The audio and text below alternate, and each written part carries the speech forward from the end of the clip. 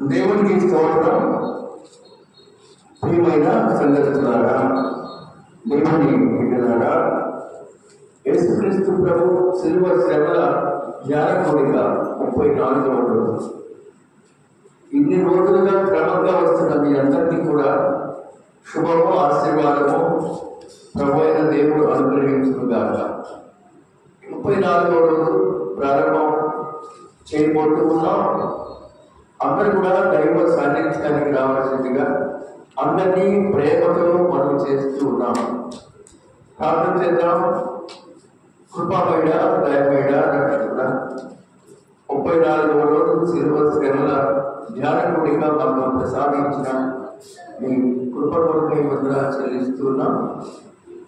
బిడ్డలను ప్రేమించండి, ఆశీర్వదించండి. ఈ కోరికల్లో పాల్గొని దేవునికి మహిమ, ఘనత చెల్లిస్తూ ఆయన ఆరోగ్యంగా వెళ్ళడం కృతజ్ఞతాస్తుతులు చెల్లిస్తూ శిలువ ధ్యాన కోరికల్లో పాల్గొనచ్చు. శిలువను గురించిన వార్త వినుచున్న ప్రతి బిడ్డను ప్రేమించండి, ఆదరించండి, ఆశీర్వదించండి.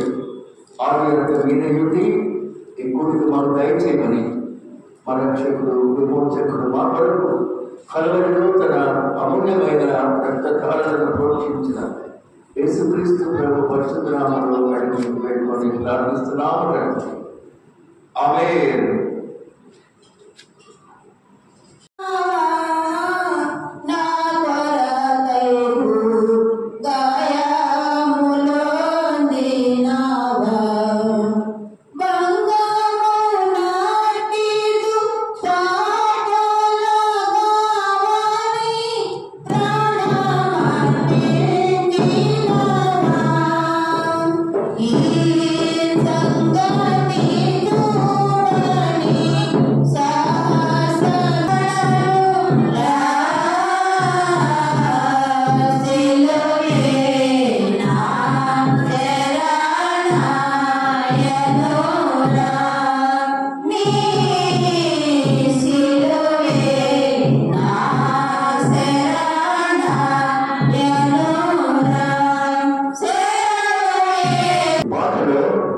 నేత్రాలు అని పడతాయి. నేత్రాలు కానను కాదు, నేత్రాలు కానను పై నిల్పుడి. అది చిన్నదే. నేత్రాలు కాన కదమ్మ కాదు, నేత్రాలు కానను పై నిల్పుడి. అది సంగీతం. ఇక మీద చిన్న చిన్న మిస్టేక్స్ ఉన్నాయి. ఒకసారి ఒక పాటలు ఏర్పడ్డాడు. ఈ మధ్య కరెక్ట్ చేశాను.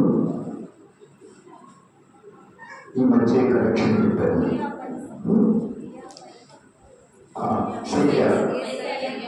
ఏ సయ్యను పెట్టి కాదు, సయ్య లేదు ఎక్కడ. ఏ సయ్యను పెట్టి అన్నమాట.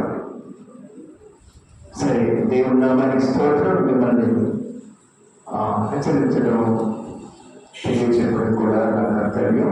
ప్రభు మిమ్మల్ని దీవించగాక. మళ్ళా చెప్తున్నాను, తప్పనిసరిగా 7 గంటలకి చిన్నారి బాలబాలికలు, రుజువు వారు, మట్లాడి వారాన్ని విశిష్టంగా ఆచరించడానికి రావడానికి. ఈ ప్రేయర్ అయిపోయిన తర్వాత ఇప్పుడు నేను చెప్పే పేర్ల బిడ్డలు నన్ను కలుసుకోవాల్సిందిగా కోరుతున్నాను. కాకరమూడి నరేంద్ర, పెదపూడి జ్యోతిబాబు, గొల్లపల్లి మమత. అదేనా ఇంటి పేరు? బి మమతేనా? బి బేతపూడి. ఓకే అమ్మా. బేతపూడి మమత, పెదపూడి లోకేష్, చప్పర కార్తిక్, నల్లూరి గోపీనాథ్, కొండపల్లి దివాకర్, నల్లూరి దీపిక, కోట అలేఖ్య, పెదపూడి మౌలిక, కొండపల్లి శ్రావణి, పెదపూడి సుజిత, కొమ్మూడి జేమ్స్ రాణి, కాకరపూడి సుధారాణి, మోపర్తి గుడ్లరాణి, చిలక అనూహ్య, చుప్పల సౌజన్య. ప్రేయర్ అయిన తర్వాత నాకు దగ్గరకు వచ్చి కలవాల్సిందిగా మీకు జ్ఞాపకం చేస్తూ ఉన్నాను. దేవుడు మేము దీవించుగాక. దేవుడు వాక్యంలోకి వెళ్దాం. పరిశుద్ధ గ్రంథంలో ఫిలోమోనుకు అని ఒకే ఒక అధ్యాయం ఉంది. అపోస్తలుడైన పౌలు ఫిలోమోనుకు రాసిన పత్రిక అని ఉంటుంది. అక్కడ పౌలు మహాశయుడు ఒక్క అధ్యాయమే రాశారు ఫిలోమోనుకి. ఫిలోమోనుకు రాసిన పత్రిక కొత్త నిబంధన వైపుగా 199వ పేజీ, మొదటి అధ్యాయం, మొదటి వచనం. ఒక్క అధ్యాయమే అని చెప్పాను కదా. క్రీస్తు యేసునందు ఖైదీనైన పౌలును, సహోదరుడైన తిమోతియు, మా ప్రియుడు జత పనివాడుడైన ఫిలోమోనుకు, మన సహోదరైన అప్పియకు, తోటి యోగుడైన అర్కిప్పుడకు, నీ ఇంట ఉన్న సంఘములకు శుభమని చెప్పి వ్రాయినది మన తండ్రి దేవుడి నుండి, ప్రభువైన యేసుక్రీస్తు నుండి కృపయు సమాధానము మీకు కలుగునుగాక. ఆమేన్. ప్రార్థన చేద్దాం. చిన్న ప్రార్థన చేయండి.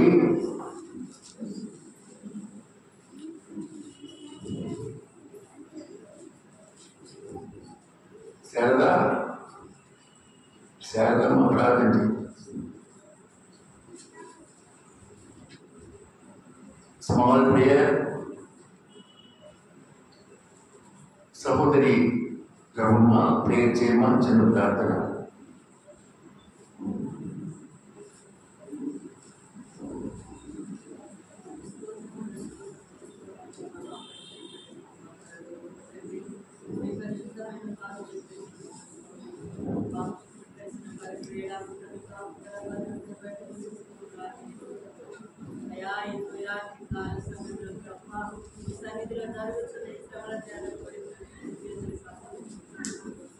ఇప్పటికి నాయన 34 దినాలుగా ఈ సన్నిధిలో ఎంతగానో ఘనముగా జరుగుతున్న విధానాన్ని బట్టి ప్రతి దినము నాయన మీ బిడ్డలు నా తండ్రి ఈ సన్నిధిలో ఎంతగానో నా తండ్రి వాక్యమును వినుచు ప్రభు అయా ఆత్మీయ మేలు పొందుతూ నాయన మీ కృపను బట్టి నడవటానికి సహాయం చేయండి. ఈ రాజు నా తండ్రి ఎంతగానో ప్రయాసపడిన ఆయన మీ వాక్యమును ప్రతి దినము మీ బిడ్డలు బోధించుకుండగా అయాటి వాక్యాన్ని ప్రతి హృదయాలు నీరు కట్టి ఫలింపచేయండి. ఫలభరితమైన జీవితాలు ప్రతి ఒక్కరికి దయచేయండి. ఈ రాజును బహు బలముగా వాడుతుంది ప్రభు అయా ఇప్పుడైన గొప్ప సాధనముగా వాడుకునే నాయన అలాగే సమస్యలకు నా తండ్రి సన్నిధిలో సాగిపోటకు మీ కృప దయచేయండి. రాజును ఆశీర్వదించండి. విడుదల బిడ్డలందరూ మీరు నామమును చేసుకొని అయా ఇంకా జరగవలసిన 6 దినాలు మీ సన్నిధిలో నాయన అయా ఇదే విధముగా క్రమంగా మర్యాదగా జరుగుతుంది సహాయం చేయమని అయా ఇప్పటి వరకు పాటల్లో మేము తెచ్చుకున్నాను ప్రభు వాటి పరిస్థితిగా మీ దాసులు చెప్పుకోవచ్చుంది నాయన. ఇదిగో నాయన ఈ యొక్క పిల్లల పత్రికలో నా తండ్రి దాసులు చెప్పు ప్రతి మాట నాయన హృదయాలు నీరు కట్టి ఫలింపచేయమని ప్రతి మాటలు ప్రార్థన సన్నిధిలో చేసుకున్నామని పరిశుద్ధ నామమున ప్రార్థన చేసి అడిగి వేడుకుంటున్నాము. ఆమేన్. మనము ఉత్తరాలు రాసే రోజుల్లో ఇప్పుడు అన్ని సెల్ ఫోన్లే కదా. పోస్ట్ మ్యాన్ కొరకు మనం ఎదురు చూసే రోజులు కాదు. పూర్వకాలంలో మాకు ఏ పోస్ట్ వస్తుందో, ఎక్కడ నుంచి లెటర్స్ వస్తాయో బహుగా చూసేవాడు. కొంతమంది ఏకరుగా లెటర్ బాక్స్ అని పెట్టుకునేవాళ్ళు. వాళ్ళు గేట్ మీద కాంపౌండ్. అసలు పోస్ట్ మ్యాన్ కనపడలేదు ఇప్పుడు. అన్నీ కూడా సెల్ ఫోన్లోనే. పెళ్లి కార్డులు సెల్ ఫోన్లోనే. ఆహ్వానాలు కార్డు పెట్టేస్తున్నారు అందరూ. అలాగే జన్మదిన మహోత్సవాలు కార్డులోనే. వ్యాపారాల స్థుతి కూడికలు అన్నీ కూడా కార్డులోనే. పూర్వకాలం లెటర్స్ రాయడానికి కొంతమంది ఉండేవాడు. Something 25-30 years ago or prior to that 40 years ago ఉత్తరం రాసేవాడు దగ్గరికి వెళ్ళి ఉత్తరం చేతులు పెట్టుకొని నిలబడేవాడు. కార్డు తీసుకెళ్ళి రాయండి పలానా. కార్డులో ఏమని స్టార్ట్ చేస్తూ ఉంటారు? ప్రియమైన తల్లిదండ్రులకు కుమార్తె నమస్కరించి వ్రాయాలని అలా స్టార్ట్ చేస్తాం. అత్తమామని రాసేటప్పుడు గంగా భగీరథి సమానులైన అత్తమామలకు మీ అల్లుడు నమస్కరించి వ్రాయాలి. మరి ఉండి క్యాప్షన్స్ చాలా బాగుంది. అలా అది లెటర్స్. మేము బాగున్నాం, మీరు బాగున్నారని భావిస్తూ ఉన్నాం, నమ్ముతూ ఉన్నాం. మేము మీకోసం ప్రార్థన చేస్తున్నాం, చేయకపోయినా రాసేవాళ్ళు అన్నమాట. మీరు మా కోసం ప్రార్థన చేస్తున్నారని నమ్ముతూ ఉన్నాను, వాళ్ళు చేయకపోయినా రాస్తాం అన్నమాట. అప్పుడప్పుడు కొన్ని జ్ఞాపకాలు మీకు చేస్తూ ఉంటాను, ఎంజాయ్ చేస్తారని. అలా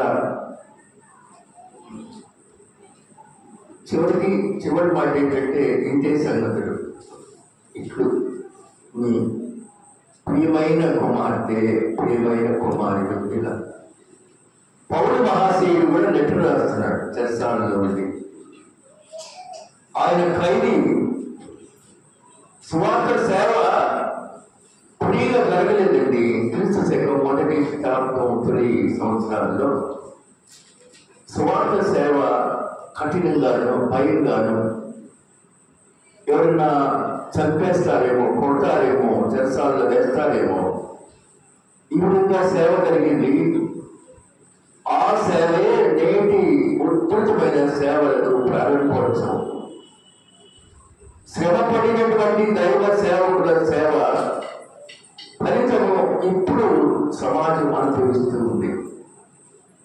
లూదియా ఎక్కడ వాక్యం ఉందండి? నదీ తీరమున. అక్కడ ఏమన్నా చర్చి ఉందా? శాంతి తీరమున, నదీ తీరమున. నదీ తీరంలో ఏముంటది? ఇసుక ఉంటుంది, కాలిపోతా ఉంటుంది. అక్కడేమి ఫ్యాన్లు ఏమి ఉండవు, ఏసీలు ఏమి ఉండవు కదండి.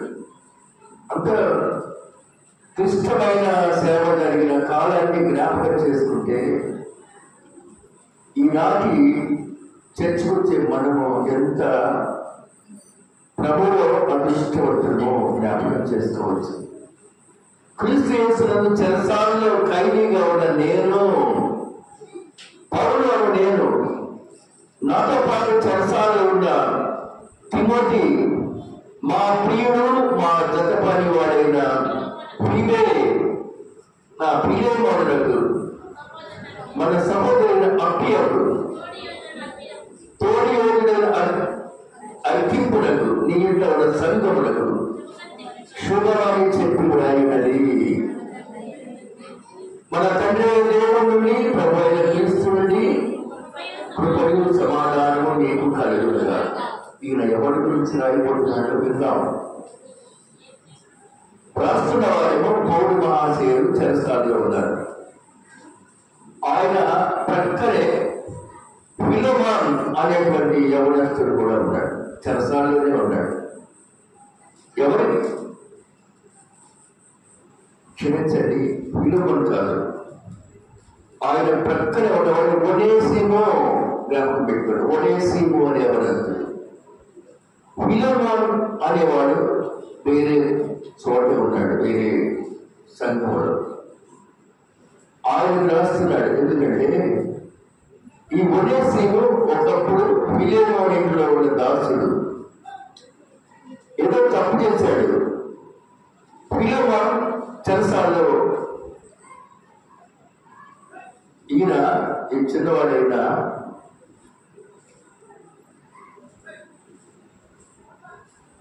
ఒనేసిము ఫిలోమోన్ ఇంట్లో దాసుడుగా ఉన్న ఒనేసిము ఏదో పొరపాటు చేశాడు. ఇంట్లో ఒక చిన్న దొంగతనం చేశాడు.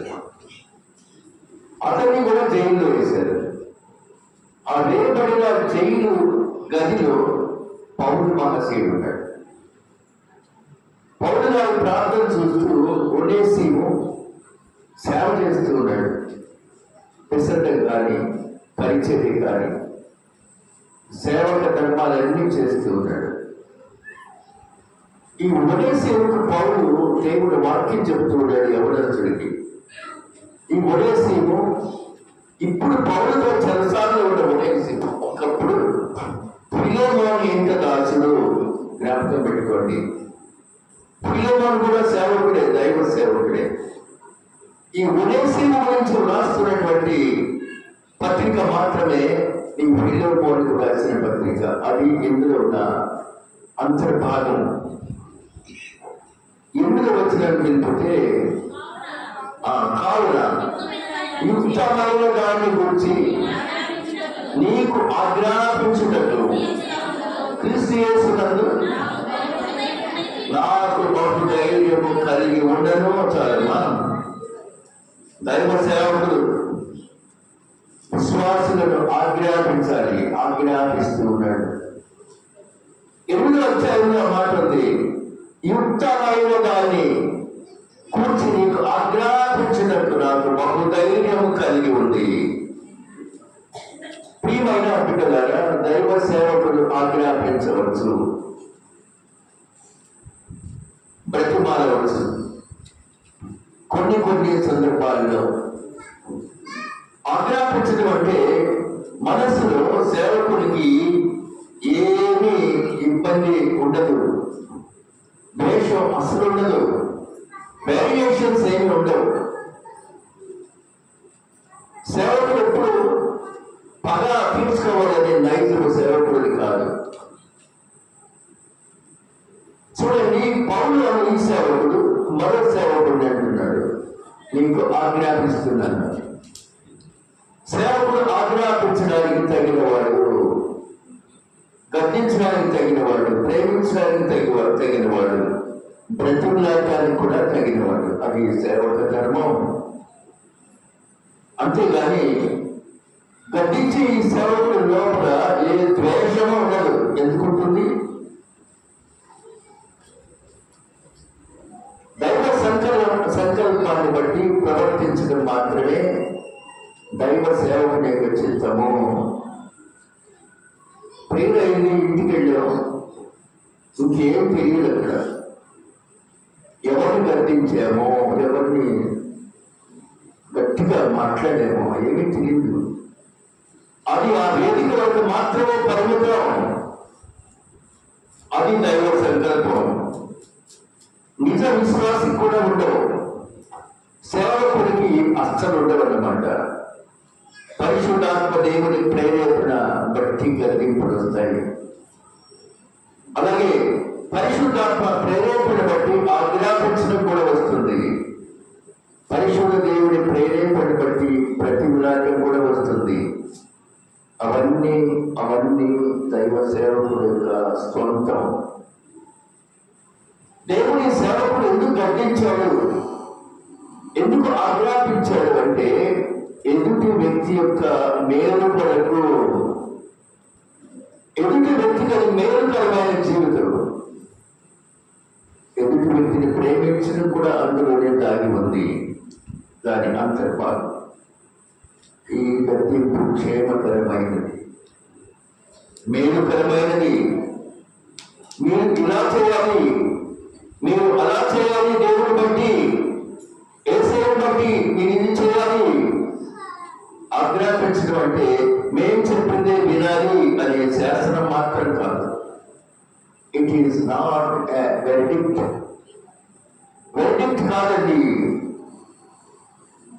అది దేవుడి యొక్క అభిమతం అని మీకు ప్రత్యేకంగా మనవి చేస్తూ ఉన్నాను. ప్రియమైన సంఘ బిడ్డలారా, దేవుని సన్నిధిలో గద్దింపుతో ఎదగాలి, ప్రేమతో ఎదగాలి, బుద్ధి చెప్తూ ఉన్నప్పుడు ఎదగాలి. ఇదంతా నా కోసమే దైవ సంకల్పాన్ని భావించాలి. దైవ క్రమంలో, సంఘ క్రమంలో ఆజ్ఞాపించినప్పుడు అది మనకు యుక్తమైనది. 8వ వచనంలో ఉంది, యుక్తము అనే పదం చదివేదా? కావున యుక్తమైన దాన్ని బట్టి నీకు ఆజ్ఞాపించినట్లు క్రీస్తు యేసునందు నాకు బహు ధైర్యము కలిగి ఉన్నది. అది ఆజ్ఞాపించడం అంటే అది. ప్రియమైన సంఘమా, దేవుని బిడ్డలారా, సంఘము ఒక క్రమమైన సంఘంగా, యుక్తమైన సంఘంగా, ఏర్పాటు చేయబడాలి. ఫిలిమోను అంటే చాలా ప్రేమ, గౌరవం, సహజతపడివారు అనేటువంటిది పౌరుడికి కూడా ఉంది. కనుక ప్రియమైన సమాజంలోని బిడ్డలారా ఈ మాటలు మీరు గమనిస్తూ ఉండాలి. ఇక వృద్ధుడైన అని చూసారా 10వ వచనం 2వ లైన్లో వృద్ధుడను అంటే కింద ఫుట్బాల్ ఏముందమ్మా, కింద ఫుట్బాల్ రాయబారి, ది మెసెంజర్. వృద్ధుడను అంటే రాయబారి నేను.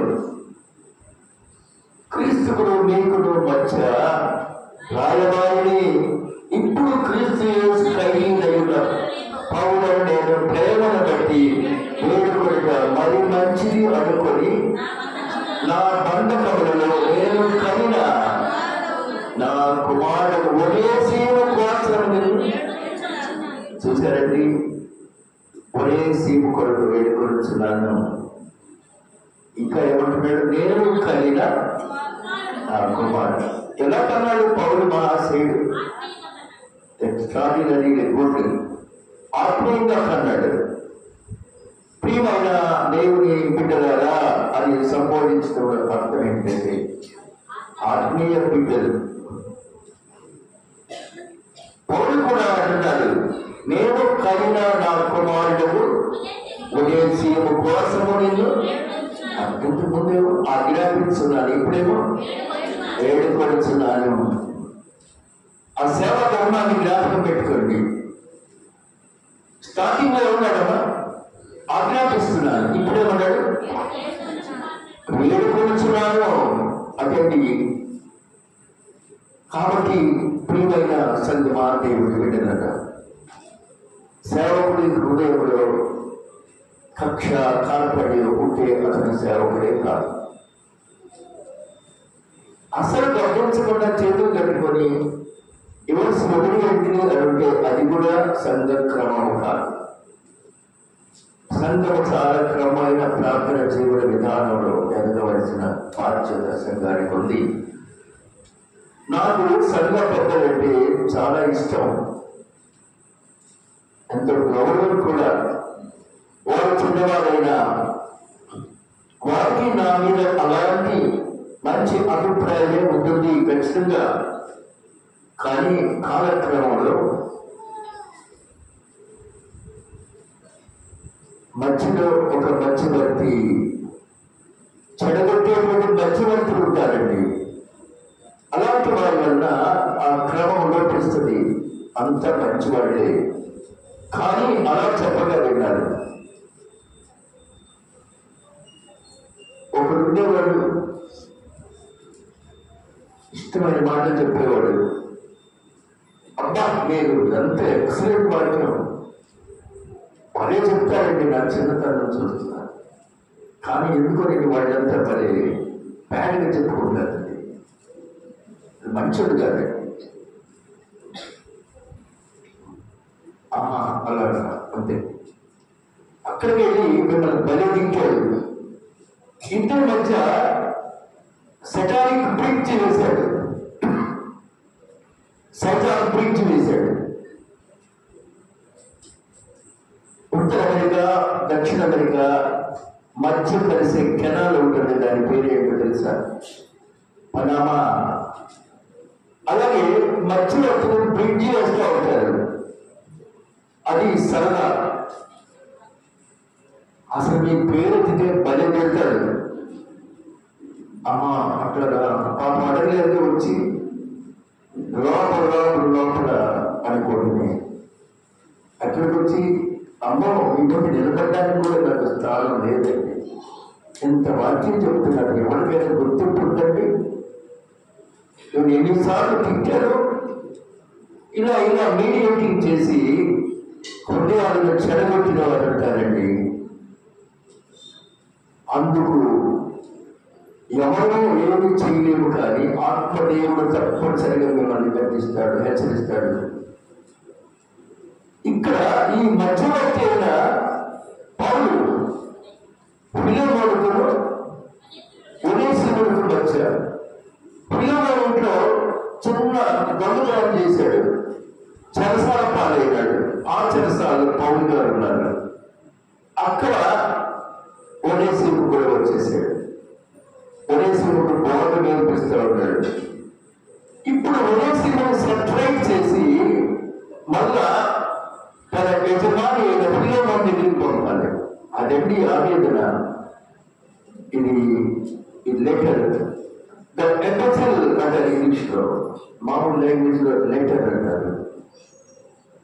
Christian literature epistle, the epistle of Saint Paul to Philemon అని అర్థం. అది రాస్తున్నాడు ఏమనంటే, నేను కలిగిన నా కుమారుడైన ఒనేసిము కొరకు నిన్ను వేడుకొనుచున్నాను. ప్రియమైన బిడ్డలారా, మన కొరకు మన దేవుడు వేడుకున్నాడు. తండ్రి, మీరేమి చేయించున్నారు, మీరెందరూ కనుక మీరు క్షమించము. తన్ను తింటూ, దెబ్బలు తింటూ, చెంపదెబ్బలు తింటూ, గుర్తులు తింటూ, ఉమ్మి వేయబడుతూ, జుట్టు పీకించుకుంటూ, ముళ్ళకి నీటు తల మీద కూర్చోబడుతూ, పక్కలో పల్లెము పోట్లుంటూ, ఈడ్చుకెడుతూ, తండ్రి మీరేమి చేస్తున్నారు? కారణం, క్రీస్తునందు తన బిడ్డలు, తను కలిగిన కుమారుడు మన పక్షంగా దేవుడు వేడుకున్నాడు. ఇప్పుడు చూడండి, నీ దగ్గర ఇంతకాలం పనిచేసి చెరసాల పాలైనటువంటి ఒనేసిము గురించి నీకు చెబుతూ ఉన్నాను. 11వ వచనం, అతడు మునుపు నీకు నిష్ప్రయోజకులైన వాడే కానీ ఇప్పుడు నీకు నాకు ప్రయోజనకరమైన వాడే. నా ప్రాణం వంటి వాడైనా అతని నీ యొద్దకు తిరిగి పంపుతూ ఉన్నాను. చాలమ్మా, నీవు దొంగ ముద్ర వేసిన ఆ యవనస్తుడైన ఒనేసిమును మళ్ళా నీ వద్దకు నేను పంపిస్తున్నాను. అతడు నా ప్రాణం వంటి వాడు, నా ప్రాణం వంటి వాడిని నీ వద్దకు పంపుతున్నాను. అతడు మునుపు నీకు నిష్ప్రయోజకుడే, ఇప్పుడు ప్రయోజకుడు. నేను సువార్త కొరకు బంధకములో ఉండగా నీకు ప్రతిగా అతడు నాకు పరిచారము చేయ నిమిత్తము నా యొక్క అతడిని ఉంచుకోవడమని ఉంటిని, కానీ నీ ఉపకారము బలవంతము చేతనైనట్టు కాదు, స్వేచ్ఛాపూర్వకమైన ఉండవలని నీ సమ్మతి లేక ఏమీ చేయుటకు నాకు ఇష్టం లేదు. ఇక మీదట అతనికి మీదట దాసుడుగా ఉండగా దాసుడు కంటే ఎక్కువగా ఉంచుకో. ప్రియ సహోదరుడుగా విశేషంగా నాకును శరీర విషయంలో, ప్రభు విషయంలో, మరి విశేషంగా నీకును ప్రియ సహోదరుడుగా నీ యొక్క ఎల్లప్పుడూ ఒకటికి కాబోలు అతడు నిన్ను కొంతకాలము నిడబాసి నా వద్ద ఉన్నాడు. ఇలా చూడండి, ఎంత రిక్వెస్టబుల్ గా చేస్తున్నాడు. ప్రియమైన సంగమా, దేవుని బిడ్డలారా, ఇంకా అంటున్నాడండి 18వ వచనం, అతడు నీకు ఏ నష్టమైనా కలుగజేసినట్లా, నీ ఇంట్లో ఏదైనా తప్పు చేసినా లేక దొంగతనం చేసినా, నీకు ఏమైనా రుణపడి ఉన్నవాళ్ళ అది నా లెక్కలో చేర్చు, నేనిస్తాను. ఎంత గొప్ప వాగ్దానం అండి. నీకు నాకు మనకు వేసే ఇచ్చిన వాగ్దానం ఏంటి? నా రక్తం ఇస్తున్నాను, నా రక్తం పెట్టి కొనుక్కుంటున్నాను వాడిని. దేవాది దేవా, వీరిని నరక వేదన నుండి తప్పించుము, పాపం నుండి తప్పించుము. కాబట్టి ఫిలెమోను ఆ ఇంటిలో చేసిన తప్పిదాలను ఏమైనా రుణం ఉంటే నేను తీరుస్తాను, నా లెక్కలు చేర్చు. ఏ నేరం చేయకుండా పౌలు జైలుకి వెళ్ళాడు. పౌలు జైలుకి ఎందుకు వెళ్ళాడో తెలుసండి? స్వార్థ చెప్తున్నందుకు. ఒనేసిము ఎందుకు వెళ్ళాడు చెప్పండి? పొరపాటు చేసినందుకు. ఒక సహోదరుడు, ఒక పాపం చేసిన వాడు ఇద్దరు కలిసి ఉన్నారు ఒకే ఒక చెరసాలలో. సహోదరుడైన పౌలు అతని రక్షణ మార్గంలో నడిపించినాడు. ఒనేసిముకు సువార్త చెప్పాడు. చెరసాలలోనే సువార్త చెప్పి ఇక మీదట మళ్ళా నీవు నీ ఇంటికి పంపిస్తున్నాను, నీవు చేర్చుకో. దాసుడి కన్నా మరి ఎక్కువగా దాసుడు ఇప్పుడు ఈ బంధకాల్లో నేను కనిన నా కుమారుడు. ఎంత మంచి మాట! నేను ఆత్మీయంగా కలిగిన నా కుమారుడు. ప్రియమైన దేవుని బిడ్డలారా, ఒనేసిము నమ్మి విశ్వాసం ఉంచినాడండి. నేను కనిన కుమారుడు అనేక మందిని రక్షణలోకి నడిపించిన ఆత్మ సంబంధమైన బిడ్డలు కనిన కుమారుడు కుమార్తెలు. అంటే ఇన్ని సంవత్సరాల్లో ఎందరికి బాప్తిసం ఇచ్చామో వారందరూ ఆత్మీయ బిడ్డలే, తప్పనిసరిగా ఆత్మీయ బిడ్డలే. సేవకుని లెక్కలో చేర్చబడుతుంది. ఇన్ని ఆత్మలను అదిగో బాప్తిస్మం ఇచ్చే స్థలానికి తీసుకువెళ్ళాడు ఈ కాపరి. అది దేవుడి లెక్క. దేవుడి లెక్క దేవుడి వద్ద ఉంటుందండి. ఆయన ధర్మశాస్త్రంలో, ఆయన పుస్తకపు చుట్టలో నీ పేరు ఉందా అనేది సమస్య. ఒనేసిము కొరకు పౌలు ఫిలెమోను వేడుకున్నట్లు తప్పు చేసినటువంటి ఒనేసిము కొరకు పౌలు మహాశయుడు వేడుకున్నట్లు మనము తప్పిదస్తులమైన మన కొరకు యేసు ప్రభువారు వేడుకున్నాడండి. ఎఫెసీయులకు రాసిన పత్రిక 2వ అధ్యాయం 1వ వచనం చూద్దాం. ఎఫెసీ 2వ అధ్యాయం 1వ వచనం. మీ అపరాధముల చేతను పాపముల చేతను చచ్చిన వారు ఉండగా ఆయన మిమ్మల్ని క్రీస్తు కూడా బ్రతికించాడు. ఎందుకు బ్రతికించాడో తెలుసండి? ఆయన మనల్ని కోరుకున్నాడండి. ప్రయోజకత్వంలోకి రావాలని కోరుకున్నాడు. ఎలాంటి వారిని కోరుకున్నాడు తెలుసండి? చెడిపోయిన హృదయం కలిగినటువంటి మనల్ని కోరుకున్నాడు. ఆయన మనల్ని కోరుకోవడంలో అంతటి భాగం ఏంటంటే, నేను కనిన కుమారుడు. మనం క్షమించే దేవుడు, కరుణించే దేవుడు, బోధించే దేవుడు, బుద్ధి చెప్పే దేవుడు, హెచ్చరించే దేవుడు, పరలోక రాజ్య వారసులుగా చేసుకోవాలని ఆశించినటువంటి దేవుడు మన దేవుడు అండి. మనం ఎలా ఉండిపోయాం? ప్రసంగి గ్రంథం 9వ అధ్యాయం 3వ వచనం. ప్రసంగి గ్రంథం 9వ అధ్యాయం 3వ వచనం.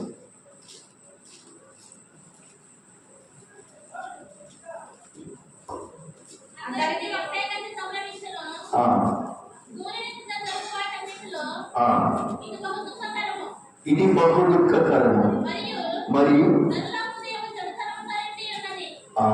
చూశారండి, నరుల హృదయము చెడుతనముతో నిండి ఉన్నది. వారు బ్రతుకు కాలం అంతయు వారి హృదయమందు వెర్రితనము ఉండదు. తర్వాత వారు గుర్తుల వద్దకు పోతారు. ఆ వెర్రితనంతో పోకూడదు, ఆ చెడుతనంతో పోకూడదు. నరుల హృదయం చెడిపోయింది, అయినా యేసయ్య కోరుకున్నాడండి. అది యేసు ప్రభు యొక్క గొప్పతనం ఏంటంటే, మనం ఇంకా పాపమైనగా క్రీస్తు మన కొరకు చనిపోయాము. While we are yet sinners, Jesus Christ died on the cross for us. మన కొరకు. While we are yet sinners, మనం ఇంకా పాపమైనగా Christ died for us. క్రీస్తు యేసు ప్రభు మన కొరకు చనిపోయినాడు. ఇంకా ఎవరైనా భూలోకంలో మన కొరకు చనిపోతారండి? చనిపోరండి. చాలా కాలం క్రితం, బహుశా నేటికి 90 సంవత్సరాలు 100 సంవత్సరాల క్రితం ఒక భారతదేశంలో ఒక చెడ్డ ఆచారం ఉండేది. బాల్య వివాహాలు. 70-80 సంవత్సరాల వృద్ధుడికి 15-16 సంవత్సరాల అబ్బాయిని పెళ్లి చేసేవాడు. బాల్య వివాహాలు అది చాలా చాలా దారుణమైన విషయం. ఎవరి ముందు చనిపోతారు? ఆ 70-80 కోట్ల చనిపోతాడు. ఆ అమ్మాయికి ఇల్లు వచ్చేప్పటికి బహుశా 20, మహా అయిపోడు 25. జీవితం అంతా జీవశ్చర్మేన. అందుకని పూర్వీకులు ఏం చెప్పారంటే ఆయన చనిపోతే ఆమెను కూడా చనిపోయమన్నారు. దాని పేరు సతీ సహగమనం. ఆయన చితి పేరిస్తే చితి మండేటప్పుడు ఈమెను కూడా లాక్కెళ్ళకుండా తీసేవాడు. భారతదేశంలో ఉన్నటువంటి భయంకరమైన సాంప్రదాయం అది సతీ సహగమనం. భర్తతో పాటే ఆమె కూడా చనిపోవాలి. కానీ భార్య చనిపోతే భర్త నిప్పులు పడేది మాత్రం లేదు. స్త్రీని అంత చులకనగా చూసిన కాలం అది. అడిగే దిక్కు లేదు. ప్రియమైన సంగమా, దేవుని బిడ్డలారా, ఆ కాలంలో రాజారాం మోహన్ రాయలు అనే సంఘ సంస్కర్త కలకత్తా నగరంలో దేవుని సేవకుడైన విలియం కేరీ దగ్గరికి వెళ్ళాడు. బ్యాప్టిస్ట్ సంస్థ వ్యవస్థాపకుడు ఆయనే. 250 సంవత్సరాల క్రితం విలియం కేరీ భారతదేశానికి వచ్చి సేవ చేశాడండి. 150 సంవత్సరాల క్రితం. కానీ బ్యాప్టిస్ట్ సంస్థ మాత్రం 250 సంవత్సరాల క్రితం స్థాపించబడింది. ఇప్పటికి 250 సంవత్సరాలు. విలియం కేరీ కలకత్తా నగరంలో శ్రీరాంపూర్ యూనివర్సిటీ ఉండేది. థియోలాజికల్ కాలేజ్, బైబిల్ వేదాంత కళాశాల, శ్రీరాంపూర్ కలకత్తా. అక్కడికి సద్బ్రాహ్మణుడైన రాజారాం మోహన్ రాయలు వెళ్ళి అక్కడ ఏది న్యాయమో ఏది దేవునికి సమ్మతమో నేర్చుకొని మళ్ళా మన ప్రాంతానికి వచ్చేసి సతీ సహగమనాన్ని రద్దు చేశాడు. ఆయన బాల్య వివాహాన్ని రద్దు చేశాడు. విలియం బెంటింగ్ అనే governor general, British governor general కూడా సతీ సహగమనాన్ని రద్దు చేసినారు. ఇది సంఘ సంస్కరణ అంటే. పుట్టినప్పుడు మన జీవితంలో సంఘంలో మనకు కూడా చాలా బాధ్యతలు ఉన్నాయి. సంఘంలో మనలేని వాడు, సంఘంలో ఇమ్మడలేని మానవుడు పరమాత్మ అయినా కావాలి, పశువు అయినా కావాలి. సంఘంలో నేను ఇవ్వలేకపోతున్నాను, నీవు పరమాత్ముడైనా కావాలి, పశువు అయినా కావాలి. అరిస్టాటిల్ సమాజం కొరకు విస్తృతంగా కృషి చేశాడు. ఈ లోకాన్ని ఉద్ధరించడం కొరకు రాజారాం మోహన్ రాయలు, అలాగే ఆచార్య వినోబా భావే, కందుకూరి వీరేశలింగం, కందుకూరి ప్రకాశం పంతులు, వీరంతా కూడా మనకు సంస్కరణలు నేర్పించిన వారు. బాబాసాహెబ్ అంబేద్కర్, వీరంతా కూడా. అయితే సమాజ అభివృద్ధికి, సమాజ శ్రేయస్సుకు జీవితాన్ని త్యాగం చేసిన ఏకైక వ్యక్తి మాత్రం మన ప్రభు రక్షకుడు యేసుక్రీస్తు ప్రభువే. ఇంకెవరు తమ రక్తాన్ని కుమ్మరించి త్యాగం చేయలేదండి. అలా జీవితాన్ని మన కొరకు పరంగా పెట్టి ఒక పెద్ద ఆత్మీయ సందేశాన్ని ఇచ్చాడు. ఆ సందేశమే యేసుక్రీస్తు ప్రభువు. ఆ సందేశమే ఈ శిలువ శ్రమల ధ్యాన కోడికలు. ఆయన సందేశం ఇచ్చిన వాడు మానవుడు కాదు, మరణాన్ని జయించి లేచిన వాడైన మన ప్రభు యేసుక్రీస్తు ప్రభు. ఆయన జననమే ఒక విచిత్రం, మరణం కూడా మహా గొప్ప విచిత్రమైన ఘట్టం. మరణాన్ని జయించి లేచిన వాడు యేసుక్రీస్తు ప్రభు. మూఢ విశ్వాసాల్ని, అంధ విశ్వాసాల్ని, సాంఘిక దురాచారాన్ని, ఏ కారణం లేని చెడ్డ బోధనలకు వ్యతిరేకంగా లోకానికి కొత్త మాట వేశాడు.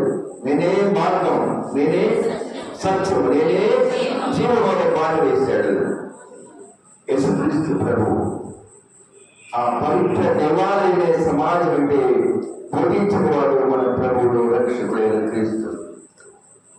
మత మౌఢ్యం, మత దురహంకారం, మత వ్యాపార చర్యలను ఖండించి నా మందిరము ప్రార్థనా మందిరం మీరు దాన్ని గంభీరంగా చేశారని హెచ్చరించినాడు.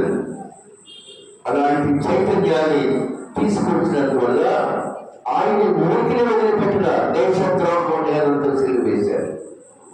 నువ్వు యూదుల రాజువా, దేవుడి ప్రతినిధివా, దేవాలయాన్ని పండుగ 3 రోజులు లేపుగా, దాని మీద అయ్యో రాశారు. ఎందుకంటే యూదుల రాజులని చెప్పుకునే వాళ్ళు వీడే, అది దాని అర్థం. సిలువ మీద ఇంగ్లీష్ వాళ్ళు అయ్యన్ ఇన్సెస్ నాసరేత్ రెక్స్ ఇన్సాన్. యూదుల రాజులని చెప్పుకునే వాడు ఇతడే అని హేళన కాదా? హేళన. రాజాకి కిరీటం, మన కిరీటం పెట్టారు. రాజానికి పక్కన బలి ఉండాలి, ఇందుకు బల్యంతో పొడిచారు. చిత్రవద చేయబడిన యేసుక్రీస్తు ప్రభువుని రక్షకుడిగా అంగీకరించినావా? ప్రియ సహోదరి సహోదరుడా, ఎవరి కుమారుడా కుమార్తె అట్టి దేవుని అంగీకరించినావా? నేరం, దేశద్రోహం, రాజద్రోహం ఆపాదించి సిలువకు వేలాడదీసిన యేసు ప్రభువారు ఈ రాత్రి మనం హెచ్చరిస్తున్నాడండి. పాట పాడేస్తున్నాం, సిలువే నా శరణవాయురా అని. నిజమేనా? నీకు సిలువ శరణ్యం అయితే నిన్ను హింసించిన వారి కొరకు ప్రార్థన చేయి, నిన్ను శిక్షించిన వారి కొరకు ప్రార్థన చేయి. అది వరకు నిష్ప్రయోజకులం, ఇప్పుడు ప్రయోజనం. కానీ ఏమి మరి ఇక్కడ ఆన్సర్ చేసి అప్పుడు నేను పనికి మారేవాడిని, ఇప్పుడు పనికి వస్తున్నాను ప్రభు నీకు. అప్పుడు నిష్ప్రయోజకుడే కొనేసి నీ దగ్గరికి పంపిస్తున్నానయ్యా, ఇప్పుడు ప్రయోజకుడు.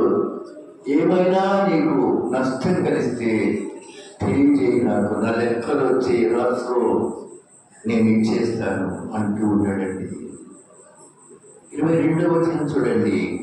అంతేకాదు నీ ప్రార్థన మూలముగా నేను నీకు అనుగ్రహించకూడదని నిరీక్షించున్నాను కనుక నా నిమిత్తము బస సిద్ధము చేయి, నేను త్వరలో చెరసాల నుంచి విడుదలవుతాను. నాకు నెక్స్ట్ ప్లేస్ బస, నీ వద్దకు వచ్చి విశ్రాంతి తీసుకుంటాను. ఎంతకాలం చెరసాలలో ఉన్నాను, ఇప్పుడు బస సిద్ధపరచు. 23వ వచనం చూడండి. క్రీస్తు యేసునందు నా తోడి ఖైదీ ఎపఫ్రా, ఇంకా ఎపఫ్రా అనే భక్తుడు చెరసాలలో ఉన్నాడు. నా గతి పరమైన మార్కు చెరసాలలో ఉన్నాడు. అరిస్తార్కు చెరసాలలో ఉన్నాడు. దేమా చెరసాలలో ఉన్నాడు. లూకా చెరసాలలో ఉన్నాడు. నీకు వందనా చెల్లిస్తున్నారయ్యా. చెరసాలలో నుంచి ఈ భక్తులు విలువలు వందనా చెల్లిస్తూ ఉన్నారు. నిజమే, మనము ఇది వరకు నిష్ప్రయోజకులం, మరి ఇప్పుడు ప్రయోజకులుగా ఉందామా? దేవునికి ప్రయోజకులుగా ఉందామా? సమాజానికి ప్రయోజకులుగా ఉందామా? నీ జీవితంలో నీ ప్రవర్తన, నీ బిహేవియర్, నీ నడవడి బహు జాగ్రత్తగా చూసుకోమని దైవాజ్ఞ ప్రియ బిడ్డలారా. పరిశుద్ధ గ్రంథం నిన్ను నన్ను అందరినీ ఈ ప్రకారం హెచ్చరిస్తూ ఉంది. చాలా ఈగోతో జీవిస్తాం. పురుషుల ఈగోస్ ఎక్కువ ఉంటాయి. నేను ఈ ఇంటికి యజమానిని అంటాం కదా. I'm the head of the house, I'm the owner of the house, నేను యజమానిని. ఇంట్లో అంట్ల గిన్నెలు ఎప్పుడు కావలేదు యజమాని. 80% వాళ్ళు అంట్ల గిన్నెలతోనే పురుషులు ఉన్నారు. బయట ఎవరికి చెప్పుకోరండి. అవునండి, బయట మాత్రం ఆయన మొనార్క్ కదండి. అలా చేయకపోతే ఇంట్లో ప్రేమ, సభ్యత, సహనము క్షీణించిపోతాయి. ఇద్దరు ఉద్యోగస్తులు అనుకోండి, టౌన్లో ఉన్నారు, 9 గంటలకు చెరుకు ఆఫీస్కి వెళ్ళిపోవాలి, ఇద్దరు బిడ్డల్ని స్కూల్కి పంపాలి, వాళ్ళకి భోజనం క్యారీలు సిద్ధపరచాలి, వాళ్ళకి స్నానాలు చేయించాలి, వాళ్ళకి డ్రెస్ వేయాలి, బూట్లు వేయాలి, సాక్స్ వేయాలి, టై కట్టాలి, బెల్ట్ పెట్టాలి. ఆ రోజు పర్యమైన ఒక్కటే చేసుకోవడం అనుకుంటున్నారా? ఆ అధికారి అయినా, మంచి ఉద్యోగి అయినా, ఎవరి నేను అంటున్నాను కానీ ఇల్లంతా కూర్చుకోం అంటాడు గ్యారెంటీగా. టౌన్షిప్లో జరిగేదే అది. ఇక్కడ కాదు నేను మోనార్క్ అని తిరగటం. మళ్ళీ బయట టై కట్టుకొని స్కూటర్ మోటార్ వేసుకొని కారు వేసుకొని వెళ్తారు. ఇంట్లో చేసే పని అది. బైబిల్ చెప్తుందండి, పురుషుడు స్త్రీకి శిరస్సు. ఓ పురుషుడా ఏమంటావు అని ప్రశ్నిస్తే పాపం కొందరు పురుషులు ఏమంటారో చెప్పడా, నేను శిరస్సే కానీ మెడ మాత్రం ఆవరణయ్యా, ఆమె తిప్పితే నా తల తిరుగుతాయి. నిజమే, నేను శిరస్సే, మెడ మాత్రం ఆవరణయ్యా సరండి. ఆమె నీకు ఆడమంటే అది ఆడాల్సిందే. అలాంటి శక్తి ఉన్న నీవు నీ భర్తను చర్చికి రావడానికి కూడా ఆ తలను ఆడించు. నీ భర్తను దైవ సాన్నిధ్యానికి చేర్చుకో. కనుక ఒనేసిము కొరకు ఎంతగానో అభ్యర్థించినటువంటి పౌలు వలె మన రక్షకుడు యేసు మన కొరకు అభ్యర్థించడమే ఈ శిలువ యాగం. మనల్ని పరలోక యాత్రలోకి తీసుకువెళ్ళాలని, పరలోక రాజ్యంలో మనల్ని అట్టుపెట్టుకోవాలని, ఆయన మహిమా సింహాసనం మనం అందరం ఉండాలని యేసు దేవుడి యొక్క అభిప్రాయము. ఆ ఆవేదనతోనే భూలోకంలో ఆయన శరీరంలో గాయపరచబడ్డాడు, హింసించబడ్డాడు, దేశద్రోహి వలె, నేరస్తుల వలె ఈడ్చుకు వెళ్ళబడినాడు. ఎంత ఘోరాతి ఘోరం! అదంతా కూడా మనందరి కొరకు, మన పాపముల నిమిత్తం ఆయన శిలువలో అమూల్యమైన, అత్యధికమైన తన జీవితాన్ని త్యాగం చేసినాడు. 25వ వచనం చదివి ముగించేస్తారు. మన ప్రభువైన యేసుక్రీస్తు కృప మీ ఆత్మకు తోడైనను గాక. ఆమేన్. ప్రియమైన సంగమా, దేవుని బిడ్డలారా, ఈరోజు కంఠవాక్యం కొరకు ఫిలెమోనుకు రాసిన పత్రిక 1వ అధ్యాయం 11వ వచనం. అతడు మునుపు నీకు నిష్ప్రయోజకుడైన వాడే కానీ ఇప్పుడు నీకును నాకును ప్రయోజనకరమైన వాడాయను. ఫిలెమోను 1:11. ఆ ప్రకారం ప్రయోజనకరమైన బిడ్డలుగా ఉందాం. రేపు ఆదివారం మంత్రాదివారం, రేపటి నుంచి స్టార్ట్ పవిత్రవారం. దేవునికి మరింత దగ్గరగా, మరింత చేరువుగా, భక్తి శ్రద్ధలతో మనము శిలువ యాగాన్ని సమీపిద్దాం. శిలువలో వేలాడు శ్రీ యేసుడే పాడుతున్నాడు. ఆ శ్రీ యేసుని గుడ్ ఫ్రైడే కొరకు మనం అందరం సిద్ధపడతాం. ఆయన పునరుద్ధాన ఈస్టర్ కొరకు కూడా సిద్ధపడతాం. అట్టి కృప, అట్టి ధన్యత పరిశుద్ధాత్మ దేవుడు మనకి వరకు అనుగ్రహించడం దాకా. ఆమేన్. ప్రార్థన చేద్దాం. కృపమైన, దయమైన రక్షణ, అతడు నీకు మునుపు నిష్ప్రయోజనకరమైన వాడే కానీ నీకును నాకును ప్రయోజనకరమైన వాడు. ఈ ప్రకారమే పరమ తండ్రి, మా దేవదేవుడు యేసు దేవుడు మా కొరకు శిలువలో వేలాడుతూ పరలోక దేవునికి విజ్ఞాపన చేసినాడు. మా శిలువ ధ్యాన కూడికల్లో వాక్య సత్యాన్ని మా హృదయాలను భద్రపరచండి, దీవించండి. మా హృదయాంతరాలలో యేసుని ముద్రలు కలిగిన వారుగా ఉంచండి. బిడ్డలు ఎంతో క్రమంగా దైవ సన్నిధికి వస్తున్నారు. వారిని ప్రేమించండి, ఆదరించండి. మనస్సును చెడగొట్టుకోకుండా మనస్సులో ప్రశాంతత కలిగి, నిబద్ధత కలిగి, దేవుని వాక్యుడి ఆసక్తి కలిగి, ఒకవేళ దైవ సేవకులు ఆజ్ఞాపించిన, ప్రేమించిన, బతిమాలిన ఆ ప్రేమను బట్టి క్రీస్తు కొరకు నడుచుకునే బిడ్డలుగా వర్ధిల్ల చేయండి. ఆయన మహదైశ్వర్యంలో మహోత్సవని యేసునామములో అడుగుచున్నాం తండ్రి, ఆమేన్. మన ప్రభు తండ్రి దేవుని కృప, పరిశుద్ధాత్మ దేవుని అన్యోన్య సహవాసము కృప కూర్చున్న మనకు సమస్త పరిశుద్ధులు ఇప్పుడు ఎల్లప్పుడూ సదాకాలం తోడై ఉండుగాక. ఆమేన్. అందరికీ వందనాలు. ఇందాక నేను చదివిన లిస్ట్ మళ్ళీ చదువుతాను.